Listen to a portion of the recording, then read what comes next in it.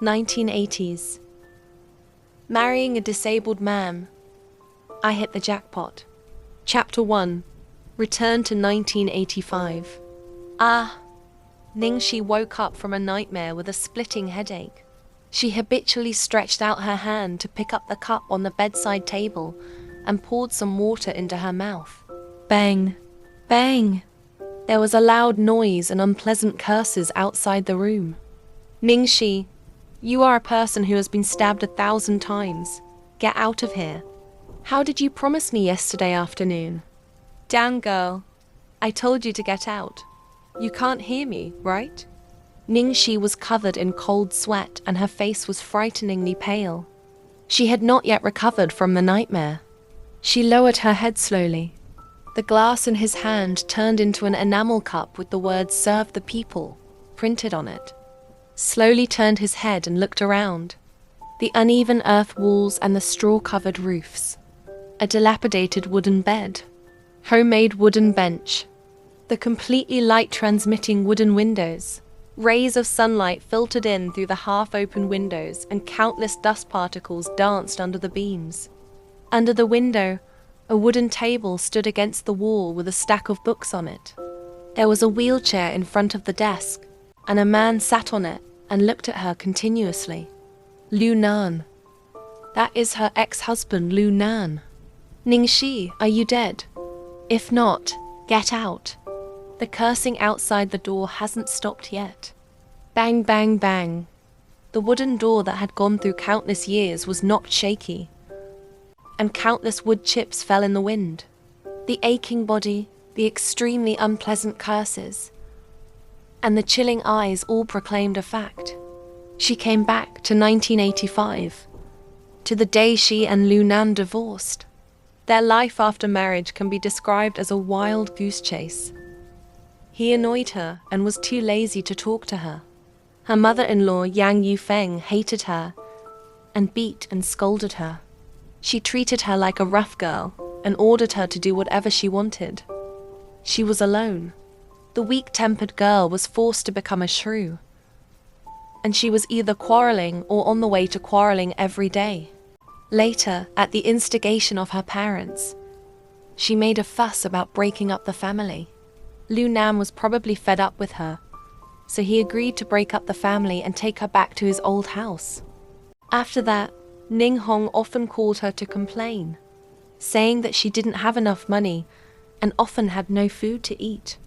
Her brother Ning Yang also came over from time to complain to her. The family was running out of food. They hadn't eaten meat for a long time, and he had to buy various materials to study. Ningxi, put on your clothes and open the door for your mother. Liu Nan's voice was light, but it carried a magical power that pulled her out of her memories. She obediently grabbed the clothes on the bed and put them on without haste, pulled back the quilt and got out. At this moment, she froze. A few drops of dried crimson and some traces of shame on the sheets were extremely dazzling, and the pale cheeks turned red all the way to the base of the ears. Liu Shifang's violent roar came from outside the door again. Ningxi, pull the quilt to cover the shameful traces. Quickly come to the door and open the door. Damn girl, I thought you died in the house. What's the matter with you? Have you forgotten what I told you yesterday? The door was opened and Liu Shifang took a look inside the room first and saw Liu Nan sitting at the window. Next, he dragged Ningxi to the yard and lowered his voice. Chen Haijin is here again. He has said that if you don't handle the matter today, the whole village will know about it soon. Ningxi's expression was distorted, and she smiled sarcastically. Chen Haijun is here. What does it have to do with me? Damn girl, what do you think it has to do with you? If you hadn't shamelessly hooked up with Chen Haijun, he could have come to our house to make trouble. If he really told the story, our family would lose face. Please hurry up and Liu Nan. Please make it clear that I have asked your brother to invite Party Secretary Liu and your third and fifth grandfathers to come and bear witness for you. Shanghi village is a poor mountain village nestled in a corner. The people here are old-fashioned and have no concept of getting a marriage certificate. Most people hold a wedding banquet and invite relatives, friends and hometown people over for a meal, which is considered a wedding. If you are not married, there is no such thing as going to the Civil Affairs Bureau for divorce. You will ask the village party secretary and the elders of each family to help you testify that it is considered a divorce. Of course, people who file for divorce in this era usually have their spines broken. Along with her, the family members will also become unable to hold their heads up. It was the same in the previous life. They didn't give her a chance to object at all. They threatened her one by one and even invited all the people who should be invited to force her to have no choice but to divorce Lu Nan. What are you witnessing?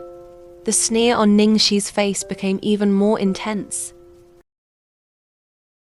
Witness your divorce with Lu Nan. Liu Shufang hadn't noticed anything strange about Ningxi yet, so she answered naturally. Divorce, these two words stung her deeply. She stared at Liu Shufan with bloodthirsty scarlet eyes and screamed hysterically like a man possessed. I won't divorce. Why should I get a divorce? There were many people standing outside the door. After hearing Ningxi's words, they all crowded to the door and stepped up to look into the yard. Damn girl, this is going to harm her. If people knew that she forced the dead girl to divorce, how would their family behave in the future? Thinking of this, Liu Shufan blushed and yelled at Ningxi. Why? Why do you say?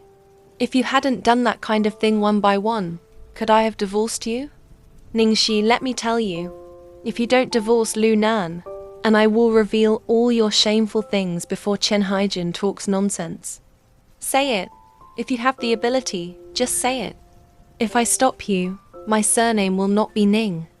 Little beast, you think I don't dare? Liu Shufang's triangular eyes stared at Ningxi fiercely, with a strong warning in her eyes. Don't you dare say it, I'll say it for you. Ningxi endured the pain and strode to the door, and suddenly opened the half-open door.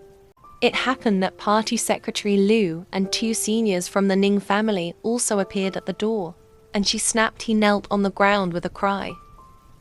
Third grandpa, fifth grandpa, and second uncle, you have to make the decision for me. Third grandpa stepped forward with a cane, and tremblingly wanted to help Ningxi. Why are you kneeling down? Ning Yang invited us here just to make decisions for you. If you have anything to say, just say it. Third grandpa, wow. Ningxi hugged third grandpa's legs and cried loudly. Her cry was earth-shattering. The louder cries almost alarmed the whole village. Everyone crowded at the door and looked in with their feet on their feet. Some even climbed up the earth wall, wondering whether Ningxi had been tortured by Lu Nan. A huge grievance. Please like and subscribe for the next chapter.